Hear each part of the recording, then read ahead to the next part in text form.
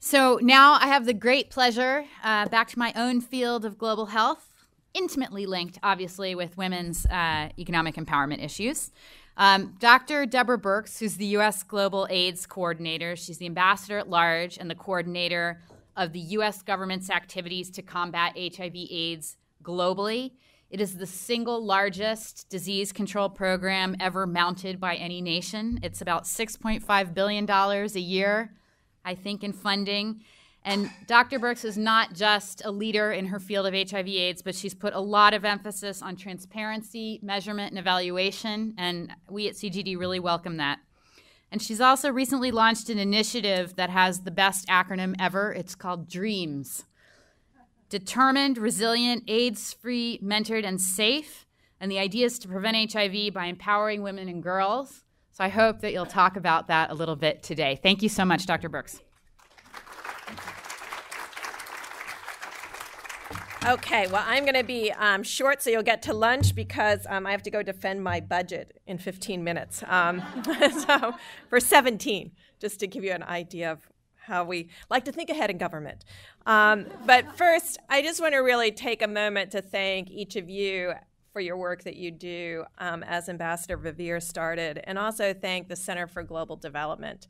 Before I took this job, the Center for Global Development and a group of other individuals wrote a very constructive document of how PEPFAR could be better. And we took that very seriously of how we could be better. And across all the analyses, the shared element was transparency and accountability and making that more evident for everyone. So that was one of our first initiatives. Now, when you make data more transparent, it really was shocking to everybody, and everybody was very concerned that everybody would be very critical when they looked at our data and say to us why we hadn't done more with our $6 billion a year. But people have not, and we put the data up there. Now, my suggestion to every one of you is download the data. Do not try to use our graphics, because we are still, our emphasis was putting the data up there, not making it having the fancy behind the scenes. We really need help on that. And so if you have capability there, we could use it. But we wanted to make it available so you could download it. Academic institutions could download it. NGOs could download it. Civil society in countries could download it to really increase that level of transparency and have analyses that would help us do our job better. So we've really been focusing on that piece. I bring to this field, my background was really in very hard science. I come from a whole family of physicists. So when I went into physical chemistry, that was considered a weak science. When I ended up in medicine, that was a super weak science. So I always felt like I've been at the fringe of really utilizing data effectively. But in looking at the program and looking at what we've done over time, and this gets to some of the questions about unintentional consequences. In 1998, when many of us were working in Africa before Global Fund and before PEPFAR, we had the Elizabeth Glaser Foundation, who was really helping save babies' lives. And when we started this, we all asked for help from the Elizabeth Glaser Foundation and from Abbott to really test and get life-saving nevirapine to prevent the babies from getting infected. And what was the unintended consequence of that? We saved millions of babies, and that is a really terrific thing. But it created the sense that in Africa, all the index cases are women, because women made the sacrifices to come in and take the risk of getting tested, not to save their own lives, but to save their babies' lives. And imagine how we put that women at risk when they went back to their communities and they were thrown out by their mother-in-laws, as we talked about in India, how they're being no longer afraid. So I felt very personally responsible for a lot of those programs. I was doing research in Africa. I thought this was really incredibly helpful. But that has played out over time where people still look at HIV/AIDS as feminized in Africa because the women were the first to stand forward and get tested. Also, there's this interesting life cycle in HIV/AIDS that we never talk about. We kind of talk about it quietly, where we know that it's 1 or 15 or maybe 10-year older men with younger women. So when the men of 20 years old, when their incidence catches up with women, and they say, I was infected by my wife, my partner, it's true. It's true, but that woman was originally affected by a different age group. And yet we haven't really concentrated on the men, and we haven't said, are 30 to 50-year-old men getting tested? Are they showing up to clinic? Are they getting on treatment? So the other point of this discussion is to talk about what Ambassador Revere talked about in translating her guidance from Secretary Clinton into reality. Now, we have a lot of great analyses and guidance of what we should be doing, but we took it very personally that we should actually implement this vision for gender and age disaggregated data and really understand where women are at risk, why they are at risk, and look at their risk in every different age category. Now, this became very personally responsive to me because I had 2 daughters that I thought I had raised pretty well, and I thought I had been really transparent in sexual education. And I had spent, I was in the STD field. So I came home and told them about everything, about how you couldn't really know what a partner had, who you didn't know who had HIV/AIDS. And I thought I had done an extraordinarily responsible job. And then they became 20-somethings, and then you hear what they were really doing and what they were at risk today too. And information doesn't translate always into behavioral change.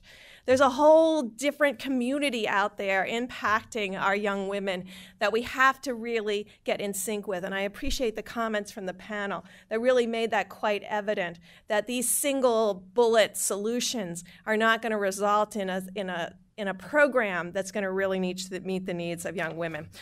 So since DREAMS was brought up, and I'm trying to skip around in light of time, so DREAMS acronym, we have actually great people at the program working on these acronyms. We launched an acronym, we launched ACT, which was Accelerating Children's Treatment, because when we did all the data analysis, we realized that children had been left behind. So we were reaching adults with treatment, but not the children in the family. Part of that had to do with creating artificial barriers between programs. And we have to break those down in order to be successful. So not only is PEPFAR was verticalized, but within PEPFAR we were verticalized. So we created barriers to integration. And so we're working on breaking those down right now.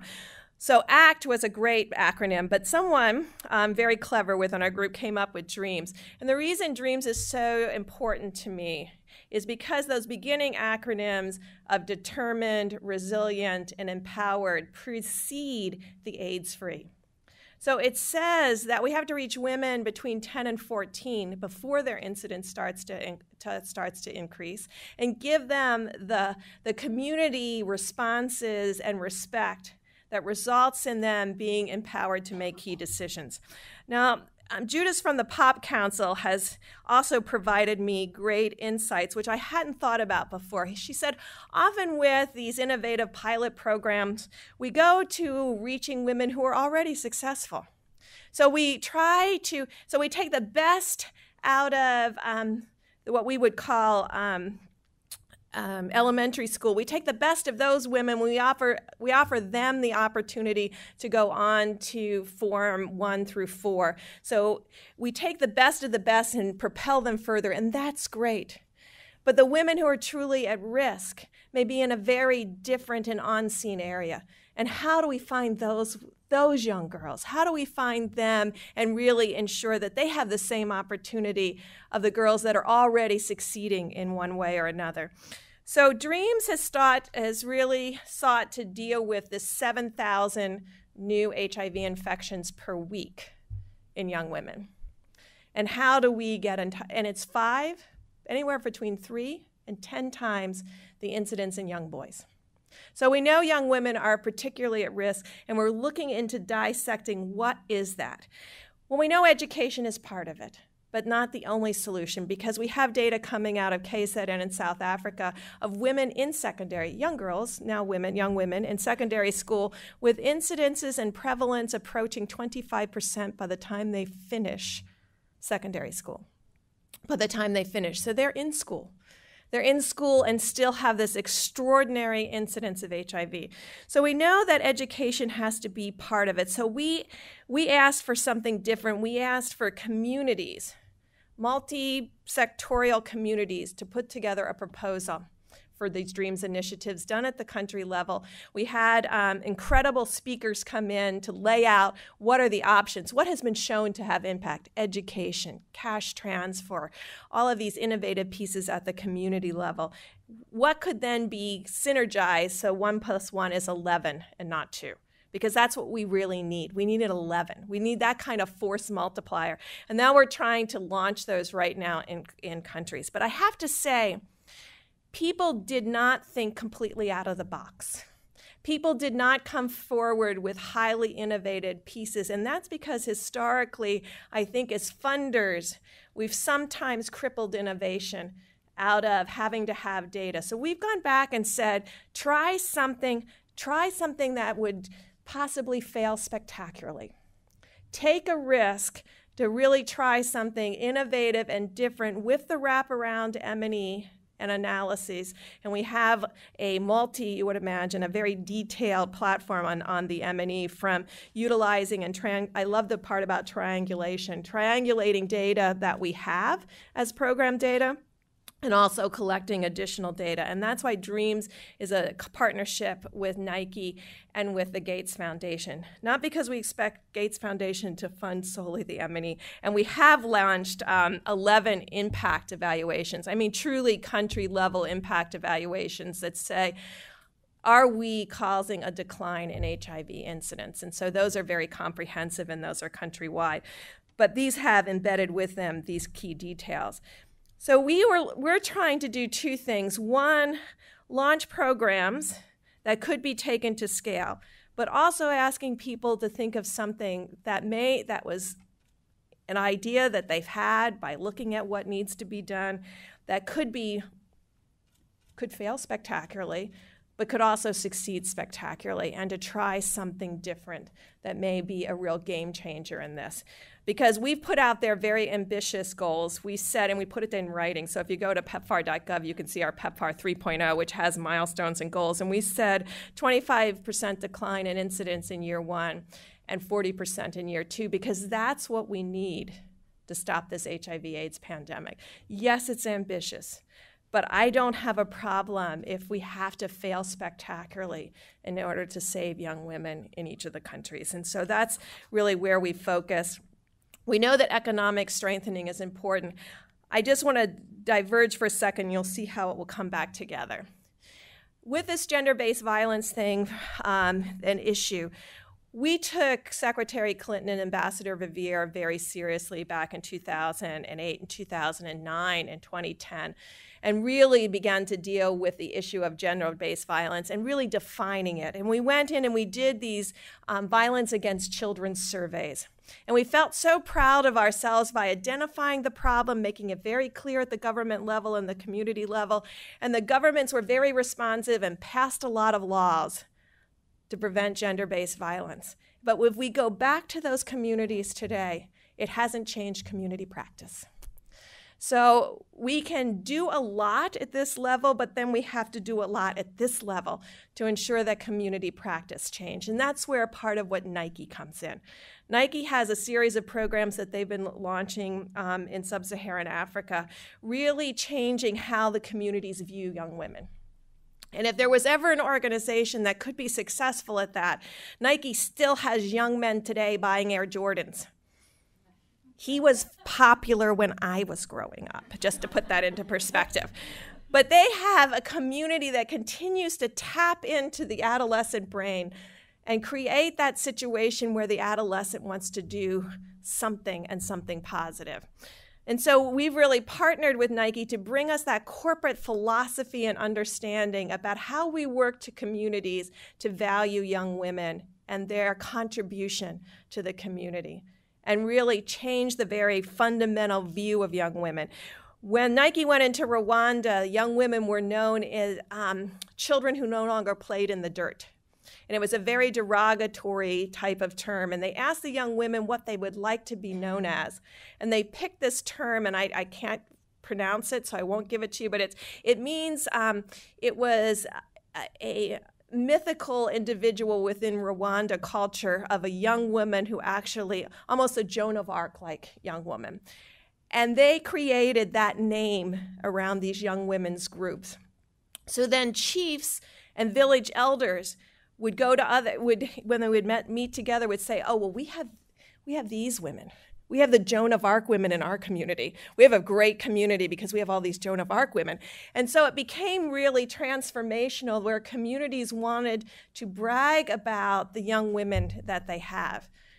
That's extraordinary. That's a game changer. Those are the kinds of ideas that we're looking for. And that's why it was really a privilege to be with each of you today, to get your thoughts and your ideas about what game changers we can bring to Dreams. We're just in the middle of evaluating all of them. I think I see some people from our group that would probably be here afterwards, but you can just write me. It's just birxdl@state.gov to give me your ideas before we launch Dreams in each of these countries, to really bring together some innovative and new ideas to have an impact in a new way. We can't continue to have 7,000 new infections of young women. We can't have HIV/AIDS be the #1 killer of adolescent women who are infected at 12 and 13 and are dying by 18 because they haven't been diagnosed. We have to change this, and this is the community that cares, that can be part of this change. So I just really wanted to come and thank you for your amazing work. And if I could just leave 2 thoughts with you. One, this Center for Global Development initiation of this discussion, how do we keep that going, that changes from words on paper to programming in the field? And how do we break down those barriers between each of us that allow us to take advantage of your complete intellect? And then, because M&E really starts at home, each of you, as you go back into your organizations, look and see if there's gender equality. Look and see if your organizations that you work with in the field have gender equality. Do we have the same opportunities for training, the same pay schedule between men and women? When we started looking at this, just as when people said, when you start to ask the questions, it's enough of a game changer. People understand equity, and they understand when you ask the question to look at it carefully. And so just asking the question throughout our organizations, I can imagine from the people sitting here, we could impact 1,000 organizations around the world immediately by starting to look at whether there's equity and opportunity in the groups that we work with around the globe.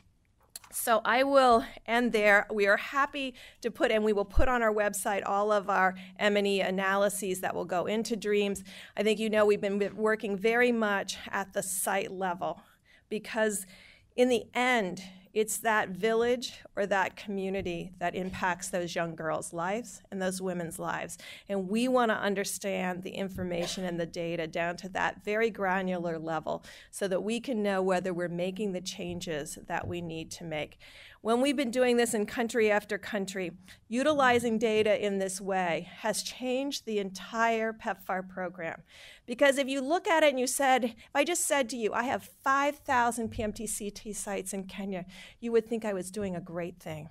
But if then I told you that the majority of those are in areas of the lowest HIV prevalence. So if you're a young woman who's pregnant in Kericho, you only have to walk 2 kilometers. But if you're a pregnant woman in Kisumu or Homo Bay, the highest prevalent areas in the country, you'd have to walk 5 to 10 kilometers. So just having line listings without a visual does not give you the impact that you need to have to make decisions. So if I leave you with a second concept, it's let's figure out together how to make data visual, how to make it so it's actionable, how to make it and take it out of this. And we have great statisticians. I love them to death. And they are great at looking at linear data and telling you what it means. But some of us need something that's a little bit more visual. So let's work on making our collective data more visual to all so it can be actionable in countries and actionable for everything we do. Thank you so much.